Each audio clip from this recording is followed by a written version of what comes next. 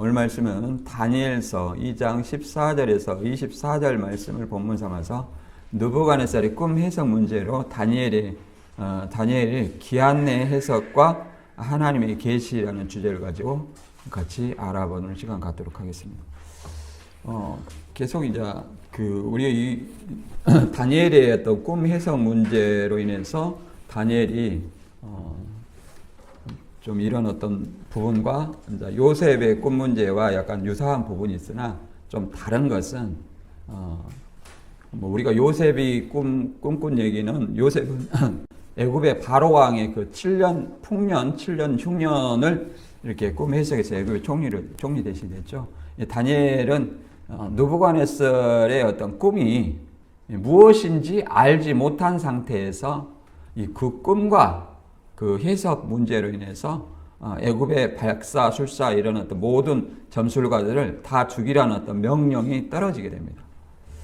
그래서 이게 다니엘도 이제 다니엘도 마찬가지로 죽을 위기에 처했을 때 다니엘이 군대 장관 그 아리엘에게 얘기해서 기한을 얻게 되는 기한을 주시면 반드시 그 꿈과 해석을 알게 하겠다 이런 어떤 기한을 받아내고 하나님이 계시를 통해서 다니엘에게 알게 해주는 내용이 오늘 본문 내용입니다. 그래서 그 내용은 이제 우리가 다니엘서 2장 하면 금신상에 대한 어떤 꿈이에요. 금신상에 대한 꿈인데 그것을 우리가 기억하고 좀 정리를 한번 해보면 다니엘은 이제 다니엘 1차, 2차, 3차 침공이 있었다고 그랬죠. 바벨론이. 그러니까 우리가 역사적으로 보면 바벨론, 이제 아수르는 BC 722년에 북이스라엘을 점령했고, 그 다음에 남유다의 침공은 1차, 2차, 3차를 통해서 완전히 멸망을 시키게 됩니다. BC 605년에 1차 침공을 해서 다니엘과 그의 친구들을 포함하여 왕족과 귀족들이 이제 바벨론으로 끌려갔고요. 그 다음에 2차 침공에 597년에 다니엘과 선지자 에스겔을 포함하여 여호야긴 왕 그리고 왕자들, 제사장들이 잡혀갔고요. 그 다음에 BC 586년에는 완전히 이제 유다가 멸망을 당합니다. 그래서 가난한 자들 외에 모두가 이제 시드기야 왕과 함께 바벨론에 이제 포로가 되어갑니다. 그래서 이때부터 바벨론 70년 포로기가 되는 거예요. 그러나 실제로 70년이 이렇게 계산해 보면 예루살렘 성전의 무너짐과 예루살렘 페르시아 왕 고레스 원년에 고레스를 감동시켜서 스룹바벨, 에스라, 느헤미야를 통해서 기한을 시켜가지고 다시 성전을 완공시킬 때의 그 기간을 계산해 보면 이게 70년이 나와요. 그래서 포로 돼가지고 포로 기한해서 이게 70년이 아니라 그래서 하나님이 포로라고 하는 것은 성전의 문헌입으로 하나님이 떠나니까 이게 포로라고 하는 그런 개념으로 이해를 한 것 같아요. 그리고 성전이 다시 세워지면 하나님이 돌아온 걸로 이렇게 이해를 한 것 같아요. 그래서 이렇게 다니엘이 이제 포로 신분으로 이제 1차 침공 때 끌려가 가지고 고레스 원년까지 내용을 기록한 것입니다. 고레스 원년까지. 그리고 이 장의 이제 사건은 느부갓네살이 큰 신상의 꿈을 얘기합니다. 큰 신상, 머리는 금이요, 가슴은 은이요, 배는 동이요, 발은 녹과철이요, 이런 어떤 4개의 등분으로 해가지고 나오는 어떤 그런 꿈을 봤습니다. 이런 어떤 비슷한 꿈이 7장에서도 네 나라에 대한 어떤 환상으로 이어집니다. 연결이 되어지죠. 그러나 이제 보통 어떻게 되냐면 우리가 보면 이 다니엘서 구분을 1장부터 6장은 역사적인 이야기로 이렇게 보통 분류하고 7장부터 12장까지는 예언적 환상이라고 이렇게 분류를 합니다. 크게. 그래서 2장과 7장은 네 왕국의 환상 이렇게 실제로 그렇게 역사적으로 이렇게 진행이 됩니다. 역사적으로. 그리고 이제 이단들이나 우리가 볼 때 계시록 7장과 계시록 13장을 연결해서 그 다음에 70일에와 또 계시록을 연결해서 해석하는 경향이 많이 있습니다. 그러나 이 다니엘서와 다니엘 그 네 왕국의 환상에 대해서 보면 다니엘과 계시록 13장의 내용은 약간 달라요. 뭐가 다르냐? 시대 배경이 달라요. 시대 배경이 다르니까 여기 다니엘은 네 짐승을 네 왕국으로 표현했지만 계시록 13장은 한 짐승을 7머리 10뿔로 표현했어요. 근데 거기는 이제 시대 배경이 노마잖아요. 그래서 그 한 짐승은 노마고 7머리는 노마의 7 황제라고 이렇게 우리가 이해를 해볼 수 있어요. 1차적으로, 역사적으로. 물론 그들이 적그리스도로 상징이 되지만 그렇게 이해를 해볼 수 있다. 그러나 여기는 이제 결국은 넷째 나라가 노마로 이어지는 거예요. 노마, 넷째 나라가.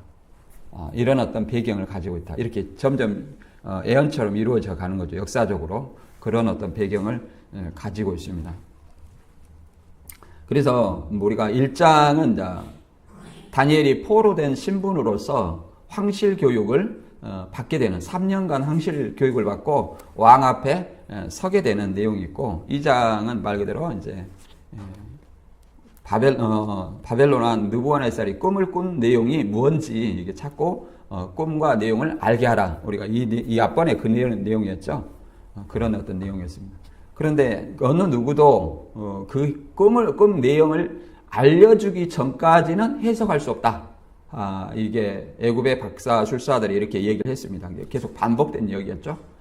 느부갓네살 왕은 너희들이 꿈과 그 해석을 알게 해라.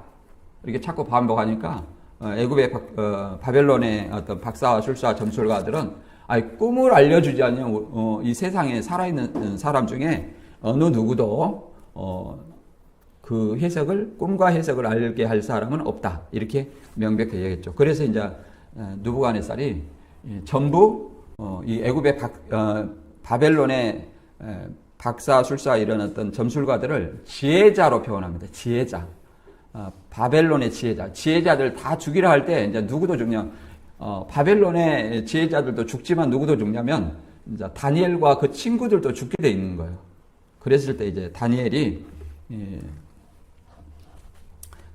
합심하여 어떤 기도하게 하고 다니엘도 기도하고 이제 계시를 받게 되는 내용이죠. 그리고 비밀을 깨달아 알게 되는 겁니다. 그리고 이제 25절부터 30절까지가 다니엘의 어떤 신앙을 밝히고 이제 여호와의 유일하신 하나님이심을 증거하고 36절부터 45절까지가 큰 신상과 뜨인 돌. 결국은 그 신상이 네 나라, 네 왕국을 가리키는데 이게 뜨인 돌이 나와서 그 신상을 깨뜨린다는 어떤 내용이 나와 있습니다. 이런 역사적인 어떤 배경을 가지고 있다. 그래서 이런 어떤 본문을 통해서 우리가 얻을 수 있는 교훈은 무엇인지 알아보도록 하겠습니다. 본문 한번 읽어볼게요.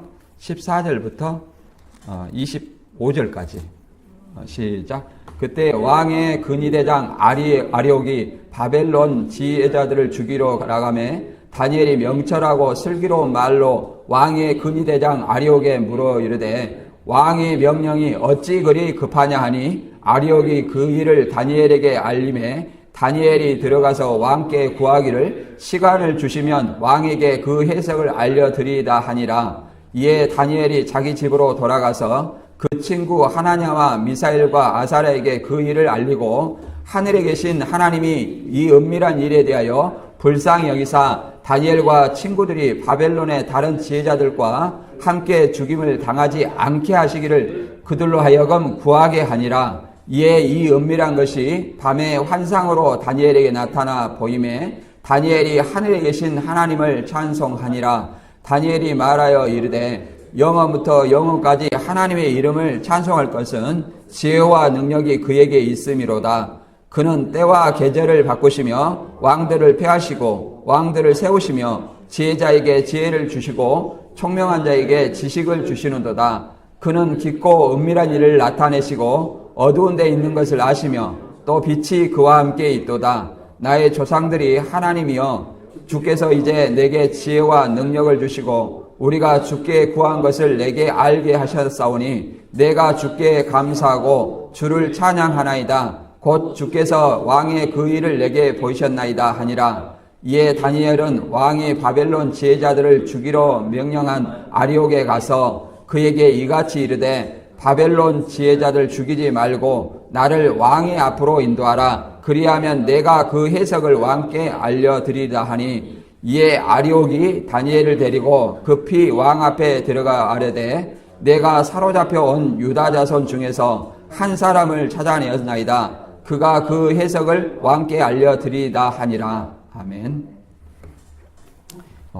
본문의 내용은 이제 왕의 근위대장 아리옥을 통해서 이제 지혜자, 애굽의 바벨론의 박사술사의 점술가들을 다 이렇게 죽이려고 하는 어떤 그런 명령 내려줬고, 다니엘이 이제 기한을 왕한테 나가서 기한을 얻어가지고 이제 다니엘과 세 친구들에게 기도를 요청하죠. 기도를 해서 다니엘도 기도해가지고 이제 밤의 환상 중에 그 비밀을 깨닫게 해줍니다. 여기서 비밀이라는 것은 느부갓네살에게 알려준 꿈과 그 해석을 얘기를 하는 겁니다.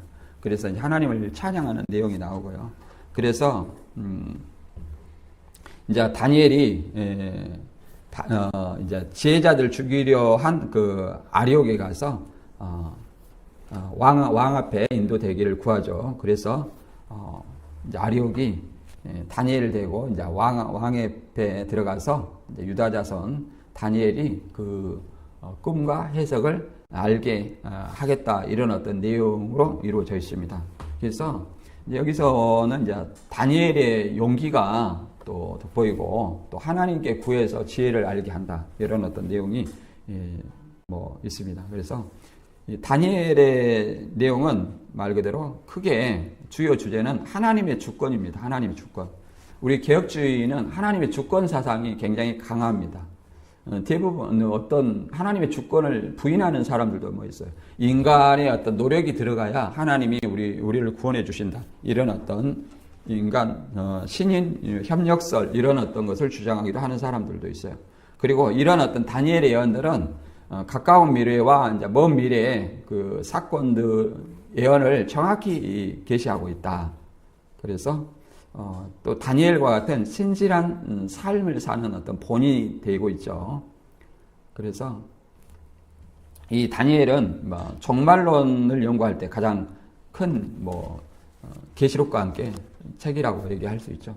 그리고 다니엘서 2장에 보면 이렇게 그 그림을 보면 2장의 꿈이 느부갓네살 왕의 꿈에서 해가지고 금신상이 있는데 금은 놋, 철과 진흙, 이렇게 얘기했는데 바벨론, 바사헬라, 로마 이렇게 되죠. 근데 계시록은 로마 시대로 연결되잖아요. 이렇게 자연스럽게 이 로마 시대와 계시록이 좀 연결되는 부분이 있지만 분명히 말하면 시대 배경이 좀 다르다, 이렇게 또 표현 방법도 다르고 그것을 좀 우리가 알 수 있습니다. 그 다음에 2장 14절부터 한번 알아볼게요. 느부갓네살이 처형 명령을 내린 이유를 다니엘이 이제 아리에게 물읍니다. 그 내용을 한번 읽어볼게요. 다니엘서 2장 14절. 그때 왕의 근위대장 아리옥이 바벨론 지혜자들 죽이려 나가매 다니엘이 명철하고 슬기로운 말로 왕의 근위대장 아리옥에게 물어 이르되 왕의 명령이 어찌 그리 급하냐 하니 아리옥의 그 일을 다니엘에게 알림해. 뭐 때문에 이제 지혜자들을 죽이려 하는지 그 이유를 다니엘이 물어봐서 이렇게 알려주는 내용이죠. 알려주는 내용입니다. 그래서 다니엘 이 사건은 우리가 그 어떤 사건과 보통 연관되어서 생각나냐면 에스더, 페르시아 아수로의 왕 때 에스더 내용을 연상시키기도 합니다. 그러나 여기 이제 이 모든 어떤 지혜는 하나님께서 주신다는 것을 알 수 있고요. 그래서 전도서 7장 18절에 이렇게 말합니다. 너는 이것을 잡으며 저것에서 내 손을 놓지 아니하는 것이 좋으니 하나님을 경외하는 자는 이 모든 일에서 벗어날 것임이라. 그렇죠. 하나님을 경외하는 자는 자기를 죽이려고 하는 어떤 곳에서도 벗어난다. 지금 여기서 지혜자들 다 죽이려 하는데 다니엘이 지금 이 아리엘에게 물어봐 가지고 그 죽음의 틀에서 벗어나는 어떤 그 사건을 이어지고 있죠. 그리고 잠언서 15장 23절에 보면 사람은 그 입의 말대로 입의 대답으로 말미암아 기쁨을 안하니 때에 맞는 말이 얼마나 아름다운고 지혜로운 자는 위로 향한 생명길로 말미암으로 그 아래에 있는 수월을 떠나게 되느니라. 그 수월이라는 것은 이제 지옥, 음부를 얘기합니다. 그래서 이 때에 맞는 말, 거기에 알맞는 말, 이 사람 알맞는 말이 뭐야? 지혜로운 자다. 그 지혜로운 자는 생명길로 가기 때문에 지옥의 음부에 가지 않는다 이렇게 얘기를 합니다. 그래서 실제로 오늘 본문의 25절에 아리옥이 다니엘을 왕 앞에 이제 데리고 가서 이제 소개하는 어떤 내용까지 나옵니다. 그리고 전도서에서는 전도서 3장에 보면은 모든 것을 이렇게 잠잠할 때가 있고 말할 때가 있다 이렇게도 얘기를 합니다. 그래서 우리가 이런 어떤 말씀을 통해서 담대함을 가져야 될 필요성이 있다. 이 담대함을 얘기하면 우리가 출애굽한 이스라엘 12족장이 가나안을 정탐할 때 어떤 일이 있었습니까? 여호수아와 갈렙은 하나님이 그를 우리에게 붙여주셨으니 우리가 능히 그를 이기리라 하지만 나머지 10지파는 우리는 그들 앞에 메뚜기 같은 존재다. 그들은 키가 강대하고 우리를 이길 수 없다. 이게 사람의 생각으로 이렇게 얘기를 했습니다. 이것을 하나님의 말씀을 믿지 않는 범죄로 봅니다. 범죄로 봐요. 그 내용을 한번 읽어볼까요? 민수기 13장 30절 읽어보면 갈렙이 모세 앞에 백성을 조용하게 하고 이르되 우리가 곧 올라가서 그 땅을 취하자 능히 이기리라 하나 그와 함께 올라갔던 사람들이 이르되 우리는 능히 올라가서 그 백성을 치지 못하리라 그들은 우리보다 강하니라 이렇게 얘기를 하는 겁니다. 이 당시에 그러잖아요. 이 당시에 여기 본문에서도 다니엘과 늘 함께 하신 분은 하나님이고 그때 출애굽한 이스라엘 백성에게도 누가 함께 했어요? 하나님이 함께 하셨기 때문에 하나님이 대신 싸워주시는 거예요. 그들이 행동을 하면 우리가 가만히 있어도 하나님이 알아서 해주시는 것이 아니라 그들이 이스라엘 백성이 행동하면 하나님이 이기게 해주시는 거예요. 우리는 간혹 이런 사람들이 있습니다. 대부분 보면 자기가 하기 싫은 것이나 내가 답이 없을 때 하나님이 알아서 해준다. 이런 어떤 말들을 많이 하는 걸 봤어요. 이렇게 여기 특히 우리 이단에서 빼주는 것도 봤죠. 저한테 데리고 와서 한 번만 하면 된다. 이런 사람이 있어요. 한 번만 하면 한 번 하면 안 됩니다. 목사님이 어떻게 아세요? 하나님이 그를 한 번에 깨뜨리실지 어떻게 아냐고 이렇게 얘기하는 걸 봤어요. 그러나 저는 또 이렇게 얘기하죠. 사람이 그 길을 계획할지라도 그 걸음을 인도하시는 여호와시다. 사람이 어떤 계획을 해야죠. 계획을 해야 하나님 인도하시지. 그렇게 무턱대고 하나님한테 하나님 알아서 해주세요. 땡깡 부리면 하나님이 내 쫄병이지. 그게 하나님 온전히 믿는 것은 아니라고 봅니다. 그러잖아요. 하나님은 우리가 스스로 하는 그 기도를 했어요. 그럼 기도를 이루기 위해서 그것을 소망하기 위해서 노력을 하는 자에게 도움을 주시지 가만히 앉아서 하나님 오늘 집 사주세요. 하나님 오늘 어떻게 해주세요. 그러면 하나님이 내 쫄병이지. 그러잖아요. 주님입니까? 하나님을 쫄병 만드는 그런 신앙을 해서는 안 돼요. 이제 여호수아 갈렙만이 하나님을 온전히 믿고 그러잖아요. 자기의 생각을 하지 않냐고 그들을 능히 그들을 취하자 했지만 나머지 백성들 10지파가 그들은 우리보다 강하다. 우리는 그들 앞에 메뚜기와 같은 존재다. 이렇게 얘기해서 하나님께 범죄하는 죄를 저질렀습니다. 14장 9절에 보면 민수기 14장 9절에 보면 다만 여호와를 거역하지 말라. 또 그 백성들을 두려워하지 말라. 그들은 우리의 먹이라. 그들의 보호자는 그들에게 떠났고 여호와는 우리와 함께 하시니라. 그들을 두려워 말라. 이게 여호수아 갈렙이 이렇게 말합니다. 하나님이 그들을 취하라겠는데 그렇게 못하겠다. 인간의 눈으로. 그것은 하나님을 거역하는 것이라고 얘기를 합니다. 거역하는 것이라. 그리고 그들은 우리의 먹이라. 우리의 밥이다는 얘기죠. 우리의 밥이다. 하나님이 우리한테 주셨다는 거죠. 근데 인간의 눈으로 그들은 우리보다 키가 장대하고 우리는 능히 그들 앞에 메뚜기와 같은 존재다. 들어가면 죽는다는 거죠. 그런 마음을 먹고 들어가면 싸움에 승리하겠어요? 승리하지 못하겠죠. 그런데 여호수아 갈렙만이 이렇게 강하고 담대하게 하나님의 명령을 수행한 걸 보십니다. 하나님은 이런 어떤 마음을 가지고 신앙하는 그들에게 함께하지 절대 하나님의 말씀을 믿지 아니하고 인간의 눈으로 바라보는 그들에게는 함께하지 않는다는 것을 성경은 말하고 있습니다. 그 다음에 이제 다니엘이 이 왕에게 기한 요청을 하고 이제 하나님께 지혜를 달라고 이렇게 기도를 합심해서 구합니다. 그 친구들에게 구하죠. 얘기해서 합심해 기도하자고 얘기를 하는 거죠. 그래서 하나님께서는 그 은밀한 일을 알려주시는 내용이 됩니다. 16절, 다니엘서 2장 16절부터 읽어보면 다니엘이 들어가서 왕에게 구하기를 시간을 주시면 왕에게 그 해석을 알려드리리다 하니라. 이에 다니엘이 자기 집으로 돌아가서 그 친구 하나냐와 미사엘과 아살에게 그 일을 알리고 하늘에 계신 하나님이 이 은밀한 일에 대하여 불쌍히 여기사 다니엘과 친구들이 바벨론의 다른 지혜자들과 함께 죽임을 당하지 않게 하시길 그들로 하여금 구하게 하니라. 이렇게 얘기를 합니다. 이 기도의 힘은 굉장히 성경에서 많이 나옵니다. 근데 우리는 실제로 그렇게 하지를 못해요. 그래서 한 마음이라는 것이 굉장히 중요합니다. 예수님은 그러잖아요. 두세 사람이 합심하여 기도하면 하늘에서 그 기도를 들어주신다. 이렇게 얘기를 합니다.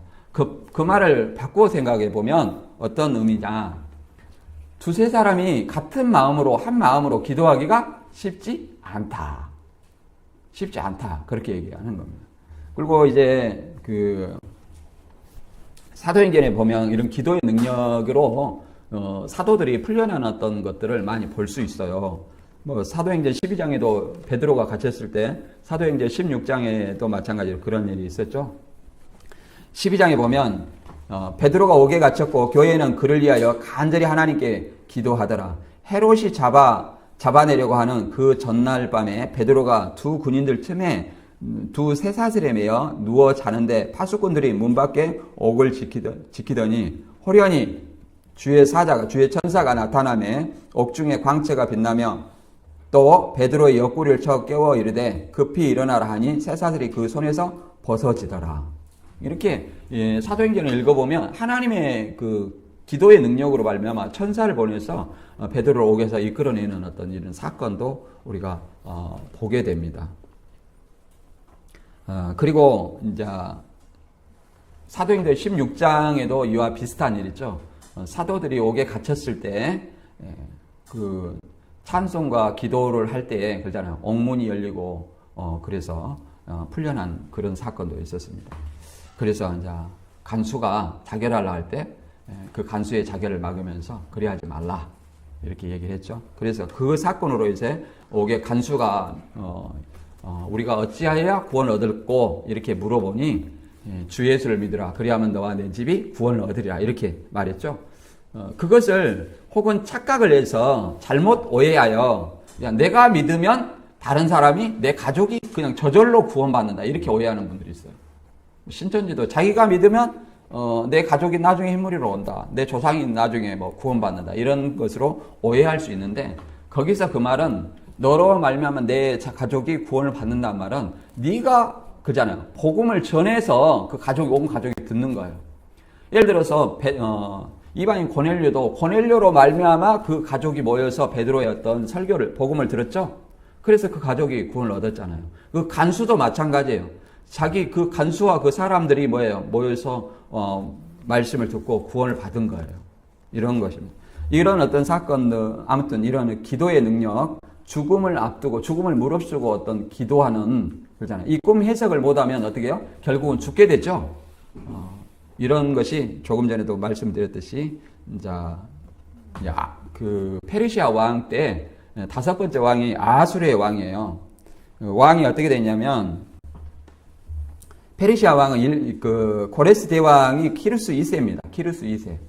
그 다음에 두 번째 왕은 캄비세스 2세로 이제 키루스 왕의 아들이 됩니다. 그 다음에 이제 바르디아라는 어떤 캄비세스 2세의 동생이 있습니다. 바르디아. 그 다음에 다리우스 1세. 다리우스 대왕이라 합니다. 그 다음에 이제 크세르크세스 1세가 이제 아하수에로 왕이에요. 이게 이제 그 에스더 왕의 그 배경이 됩니다. 이때 하만의 계교로 인해서 유대인을 다 죽게 돼 있어요. 그때 이제 왕의 부인이 누굽니까? 이제 에스더가 왕의 불을 불러야만 가는 거예요. 불러야만 가고, 만약에 그냥 들어가서 왕이 어떤 호를 내밀지 아니하면 그는 죽는다, 이런 어떤 얘기 있습니다. 그래서 이 에스더의 에스더가 하만의 계교에서 유대인을 구원한 날을 기념해서 지키는 절기가 무슨 절기냐면 부림절이에요. 부림절. 12월 14일인가 유대력으로 그렇게 지킨다고 얘기를 합니다. 유대력으로. 다시 양력으로 환산해야 되겠죠. 유대력이라는 것은 달을 음력처럼 달을 기준으로 해서 만든 날이죠. 한번 읽어볼게요. 에스더 4장 11절 보면 왕의 신하들과 왕의 각 지방 백성이 다 알거니와 남녀를 막론하고 부름을 받지 아니하고 안뜰에 들어가서 왕에게 나가면 오직 죽이는 법이요 왕이 그 자에게 금규를 내밀어야 살 것이라. 이제 내가 부름을 입어 왕에게 나아가지 못한 지가 이미 30일이라 이렇게 얘기하는 거예요. 한 달 정도 부름을 받지 못했다, 이렇게 얘기합니다. 한 달 정도. 이것을 누가 의논하냐? 모르드게와 의논해요. 모르드게하고 14절에 보면 그때 내가 만일 잠잠하여 할 말이 없으면 유대인은 다른 데로 말미암아 노임과 구원을 얻으려니와 너와 내 아버지 집은 멸망하리라. 내가 왕후의 자리를 얻은 것은 이때를 위함이 아닌지 누가 알겠느냐, 이렇게 얘기를 합니다. 모르드게가 이제 얘기를 하는 것이겠죠. 그 다음에 이제 이때를 위해서 네가 왕비가 된 것이 아니겠느냐, 유대인을 구하기 위해서 네가 왕비가 되지 않겠느냐. 그러면 이 에스더도 자기 목숨을 걸고 왕 앞에 나가는 거예요. 목숨을 걸고.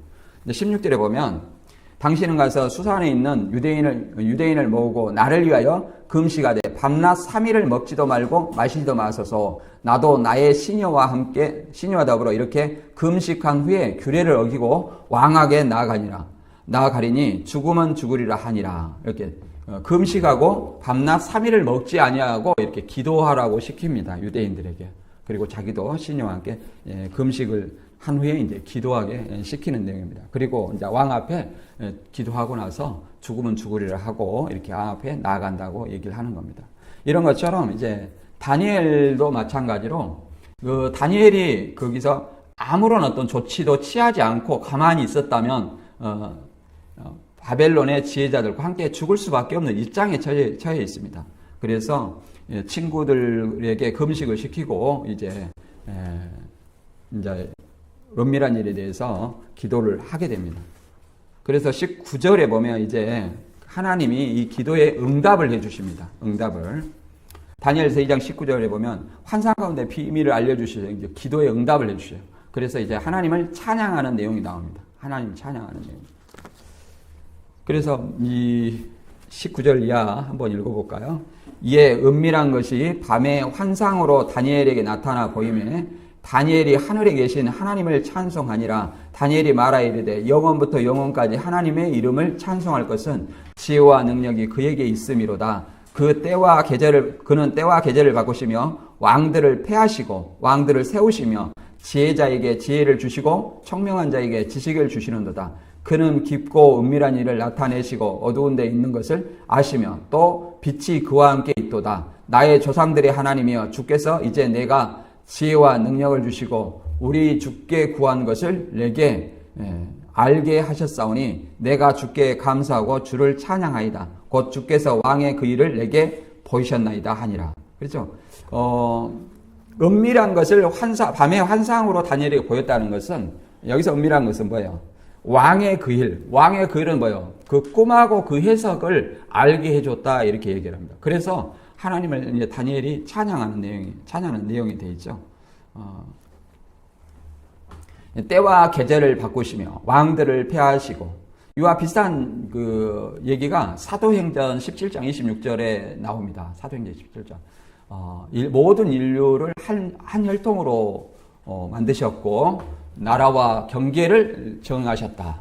그런 것처럼 하나님은 때와 계절을 만드시고 왕들을 폐하시기도 하며 또 세우시기도 하고, 그러니까 이런 모든 것들이 자기의 뜻대로 세계 정세가 뭐 이렇게 돌아간다고 하겠지만 모든 것이 하나님의 계획과 섭리 안에서 이루어져 간다는 거예요. 물론 성경이 기록되지 않았지만 우리가 성경을 통해서 비추어 보면 모든 것들이 하나님의 섭리와 계획 안에서 이루어져 간다. 하나님의 역사가 이렇게 우리가 생각해 볼 수 있죠. 그리고 오직 지혜를 주시는 분은 누구다? 하나님이라고 얘기를 합니다. 야고보서 1장 5절에도 너희 중에 누구든지 지혜가 부족하던 모든 사람에게 후히 주시고 꾸짖지 아니하시는 하나님께 구하라. 그리하면 주시리라. 근데 이제 우리가 이런 것이 있어요. 하나님께 나한테 지혜와 총명을 달라고 이렇게 계속 기도를 합니다. 근데 나는 아무것도 하지 않아요. 그럼 과연 지혜를 주실까요? 그런 어떤 노력을 해야 됩니다. 뭐 다니엘은 이렇게 금식하고 그 노력을 했잖아요. 알고자 하는 노력, 하나님께 기도하고. 그런 것처럼 왜 그러냐면 우리의 생각하고 하나님의 생각하고 분명히 천지 차이라고 얘기합니다. 하나님의 길과 우리의 길은 천지 차이라고 이사야 55장 8절과 9절에 그렇게 얘기합니다.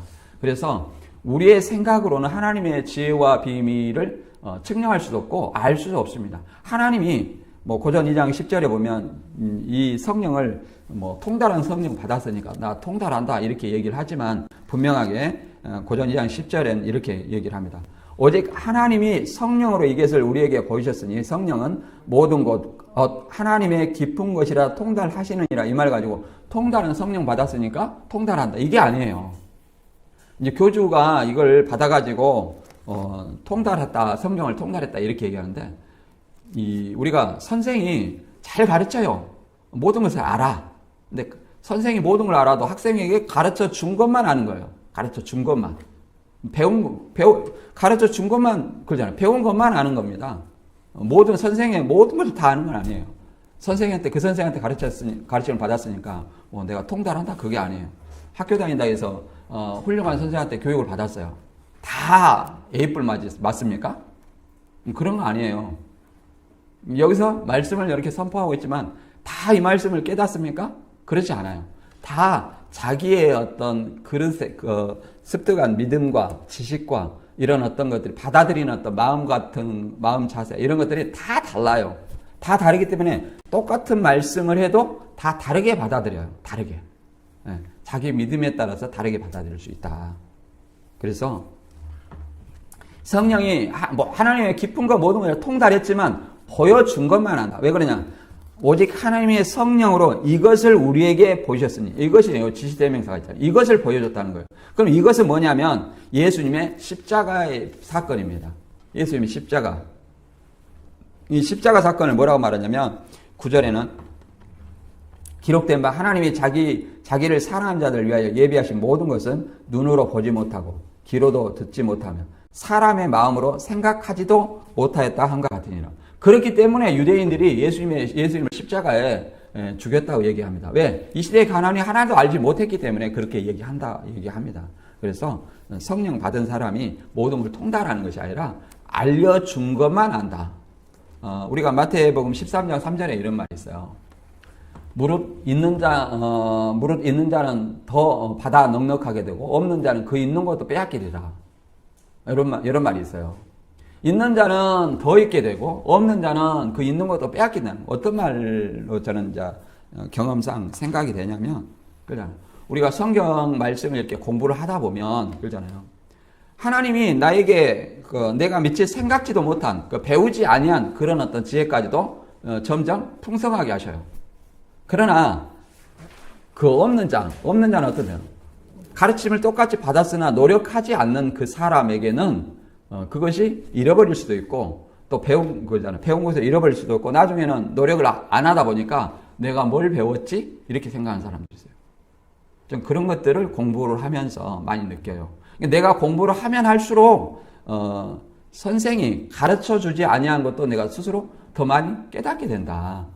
그래서 그것이 뭐예요? 있는 자는 받아 더 넉넉하게 된다. 물론 마태 13장의 내용에 연관해서 보면 그 예수님에 대한 어떤 것이겠죠. 예수님에 대한 어떤 그 비밀을 얘기를 할 수 있습니다. 그러나 이 하나님의 말씀도 결국 예수 그리스도를 나타내기 위한 거잖아요. 그래서 이 말씀을 우리가 공부를 하다 보면 내가 노력한 만큼 배우지 아니한 것도 더 깨닫게 되는 수가 많이 있다. 이렇게 따라서 우리도 항상 내가 노력한 만큼 더 뭔가 나에게 이득이 온다는 것을 생각하시기 바랍니다. 그리고 야고보서 4장 3절에 보면 이런 말이 있어요. 구하여도 받지 못하면 정욕으로 쓰려고 잘못 구하기 때문이라. 이렇게 얘기합니다. 이게 하나님을 이런 구하면 하나님 쫄병 맞는 거예요. 하나님 나 집 20평에서 30평 주세요. 30평에서 40평 주세요. 이렇게 하는 거. 내 월급이 이제 300만 원이니까 400만 올려주세요. 뭐 이런 거. 500만 원이니까 뭐 800만 원 올려주세요. 이런 것들은 그렇잖아요. 예. 잘못 구한 거다. 잘못 구하. 아버지의 뜻 안에서 구해야지. 그렇잖아요. 그리고 또 이걸 뭐 구하지 말라는 얘기는 아니에요. 하나님이 다 자기 백성에게 필요할 것을 다 아십니다. 근데 뭘 먼저 우선순위가 있다. 우선순위. 그냥 뭐든지 우리는 우선순위가 있잖아요. 뭐 구하지 않아도 하나님께서 또 필요하시면 채워주시겠죠. 그러나 마태 6장 33절에 보면 너희는 먼저 그의 나라와 그의 의를 먼저 구하라. 먼저 구하면 먹을 거 입을 거 우리가 구해야 될 것을 다 알아요. 근데 이방인들은 먹을 거 입을 거 이것만 구한다는 거예요. 근데 너희는 먼저 그의 나라와 그의 우를 구하면 이방인들이 구하는 것까지라도 너희에게 보태주겠다. 이렇게 얘기를 합니다. 그러니까 우선순위가 있는 거예요. 그러니까 내가 자꾸 주님 먹을 것, 입을 것 구합니다. 주세요. 응답이 안 되네. 이렇게 하는 것은 자기 스스로가 뭐라는 거예요. 이방인이 되는 길이라 이렇게 아버지의 뜻대로 구하는 것이 아니다. 이렇게 생각을 해볼 수 있어요. 그래서 우리가 잘 지혜롭게 생각을 해야 됩니다. 기도도 해야 됩니다. 그래서 이 하나님께서 이 지혜를 주시고 하나님께 영광을 돌리는 찬송하는 내용인데 다니엘서 2장 27절에는 이제 느부갓네살 왕에게 이제 후일에 될 일을 그러니까 꿈과 해석을 알게 하는 내용이 있습니다. 다니엘이 왕 앞에 대답하여 이르되 왕이 물으신 바 은밀한 것은 지혜자나 술객이나 박수나 점쟁이가 능히 왕께 보일 수 없으되 오직 은밀한 것을 나타내실 이는 하늘에 계신 하나님이시라. 그가 느부갓네살 왕에게 후일에 될 일을 알게 하셨나이다. 왕의 꿈 곧 왕이 침상에서 머릿속으로 받은 환상은 이러하니라 하고 이제 금신상에 대해서 설명을 하는 겁니다. 이런 일은 오늘날 없겠죠? 꿈도 안 꾸고 꿈을 꿨는데 뭔지 몰라. 그런데 어디 가가지고 내 꿈이 언제 저녁에 꿨는데 뭔가 기억이 안 나. 그러니까 내가 어제 꿈이 무엇인지 그 꿈의 해석을 좀 알려주세요 하고 이렇게 어디 점수사에다 그잖아요. 점치는 곳에 가서 얘기하면 알려줄까요? 오직 그것은 하늘의 하나님밖에 알 수 없다. 이렇게 얘기하는 겁니다. 그래서 분명한 어떤 하나님의 주권 안에 있다는 것을 설명하고 있고 그것은 왕의 후일에 될 일을 분명히 알게 된다. 그래서 금신상이 뭐예요? 바벨론. 그렇죠? 바벨론이 누구한테? 바벨론, 바사, 헬라, 로마. 이렇게 점점 역사가 이렇게 이루어져 갈 것을 알려준 것이다. 이렇게 얘기하잖아요. 그러니까, 바벨론은 이제 아수르를 멸망시키고, 바벨론은 페르시아에게 멸망당하고, 페르시아는 어디요? 그리스에게 멸망당하고 그리스는 로마에게 멸망당하고 이렇게 이런 어떤 역사적인 어떤 사건이 일어날 것을 또 느부갓네살 왕 꿈을 통해서 나타낸 것으로 이해됩니다. 그래서 다니엘의 꿈 해석을 위한 군대 장관 아리옥에게 얘기해서 느부갓네살이 왕에게 소개하는 내용이 나옵니다. 다니엘서 2장 24절 이에 다니엘은 왕의 바벨론 지혜자들을 죽이라 명령한 아리옥에게 가서 그에게 이같이 이르되 바벨론 지혜자들 죽이지 말고 나를 왕의 앞으로 인도하라. 그리하면 내가 그 해석을 왕께 알려드리다 하니 이에 아리옥이 다니엘을 데리고 급히 왕 앞에 들어가서 말하되 내가 사로잡혀 온 유다 자손 중에 한 사람을 찾아내었나이다. 그가 그 해석을 왕께 알려드리겠나이다 하니라. 이렇게 얘기를 합니다. 그래서 이제 그 꿈을 알게 할 자가 없어서 죽이라는 거잖아요. 그래서 그 꿈과 해석을 알게 할 한 사람을 찾았다. 이제 아리옥이 얘기하는 거죠. 다니엘 말 듣고 그 내용이 나옵니다. 그래서 이 말은 우리가 에스더를 통해서 또 연관시켜서 한번 살펴보면 에스더 8장 5절에 보면 이렇게 되어 있습니다. 내가 임금께 은혜를 입었고 임금님께서 나를 귀엽게 보시고 내 말이 임금님께 들으시기에 옳다고 생각하시면 임금님께 나를 사랑스럽게 생각하시면 아각 자손 함무다디의 아들 하만이 임금의 나라 여러 지방에 사는 유다 사람을 다 없애려고 흉계를 꾸며 쓴 여러 문서가 무효가 되도록 조서를 내려 주십시오. 이렇게 얘기를 합니다. 이게 하만의 개교죠. 하만이 개교로 인해서 유대인들이 위험에 처해있을 때, 자, 에스더가 왕 앞에 나가서 다행히 포를 내밀어서 살아서 하만의 개교를 깨뜨리는 그 내용이죠. 이날을 기념한 것이 뭐냐면 부림절이라고 얘기하는데 에스더 9장 1, 2절 읽어보면 12째 달인 아달월 13일 드디어 왕이 내린 명령과 조서대로 시행하는 날이 되었다. 이날은 본래 유다 사람의 원수들이 유다 사람을 없애려고 한 날인데 오히려 유다 사람이 자기들을 미워하는 자들을 없애는 날로 바뀌었다. 거꾸로 되는 거죠. 역전이 되는 것입니다. 유대인들이 이제 하만과 그를 따르는 사람들을 처치하는 어떤 그 날로 바뀌었다 얘기를 합니다. 이 절에 보면 아수에로 왕이 다스리는 모든 지방의 각 성읍에 사는 유다 사람들은 성읍별로 모여서 자기들을 해치려고 한 자들을 공격하였다. 모든 민족이 그들을 두려워하였으므로 아무도 막을 수 없었다. 이렇게 얘기합니다. 그래서 13일이죠. 13일에 이런 일이 있었는데 그 날을 기념해서 12월 14일 아달월 14일 이게 부림절이라고 얘기합니다. 부림절. 유대 백성을 구원하는 그런 어떤 날을 기념하는 거죠. 그래서 이 다니엘도 마찬가지로 자기와 자기 세 친구 그리고 바벨론의 어떤 지혜자들이 죽을 위기에 처했을 때 이제 왕 앞에 나가서 어떤 그 하나님께 얻은 지혜를 통해서 해석을 알게 하는 그런 어떤 내용이 있습니다. 그래서 우리 자신들은 이런 모든 어떤 지혜가 하나님께서 주시지 아니하면 할 수 없고 또 그 지혜를 얻게 되는 것도 용기가 하나님의 주권을 믿고 그 다니엘처럼 그 왕에게 나갈 수 있는 목숨을 걸고 나갈 수 있는 용기가 필요하다. 그래서 우리 복음을 전하는 일도 무엇이 필요해요? 오늘날에는 뭐 목숨을 걸 일이 없습니다만은 그런 어떤 정신으로 우리가 복음을 대해야 되지 않는가 이렇게 생각을 해봅니다. 바울은 사도행전 20장 24절에 이렇게 얘기를 하죠. 내가 나의 달려갈 길과 주 예수께 받은 사명 곧 하나님의 은혜의 복음을 증거하는 일을 마치려 하면은 나의 생명을 조금도 귀한 것으로 여기지 아니하노라. 예루살렘에 가면 죽게 된다고 올무에 갇혀서 이렇게 결박당할 것을 천사가 미리 알려줬어요. 그런데 이렇게 담대히 얘기해서 예루살렘에 잡혀가지고 결국은 4차 여행이 뭐예요? 로마로 죄인으로 끌려가는 어떤 그런 여행이 됐죠. 사도행전에 이렇게 나오는 내용입니다. 그래서 우리 자신들도 이 본문을 다시 한번 정리해보면 우리 자신들도 다니엘과 같은 에스더와 같은 그런 마음으로 이 복음을 대해야 된다. 느부갓네살의 이제 경로로 인해서 전멸 위기에 처한 바벨론의 지혜자들로 인해서 이제 다니엘과 세 친구도 위기에 봉착해 있습니다. 그래서 위기에 봉착해 있는데 다니엘이 하나님께 기도하여 느부갓네살 꿈에 관한 모든 것을 이제 계시를 했어요. 기도에 대한 응답이죠. 기도에 대한 응답입니다.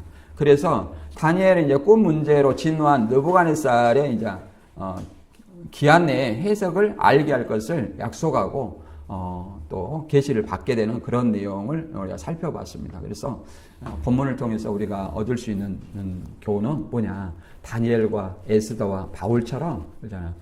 복음을 대하는, 오늘날에는 목숨을 잃을 일은 없어요. 그죠? 목숨을, 무슬림이나 북한에 가갖고 예수 믿으라 공개적으로 하지 않는 이상 목숨을 잃을 일은 없습니다. 그래서 복음을 대할 때는 그런 어떤 지나간 어떤 선지 사도들의 어떤 순교의 정신을 본받아 복음을 대해야 될 줄로 믿습니다. 그래서 지금 영적으로 죽어가는 영혼들, 또 믿지 아니한 영혼들, 또 이단에 미혹된 영혼들, 이들이 진리 앞에 설 수 있도록 우리가 담대히 복음을 증거하고 또 내게 기회가 오면 그들을 올바른 길로 인도하는 저와 여러분이 되시기를 주님의 이름으로 축원합니다.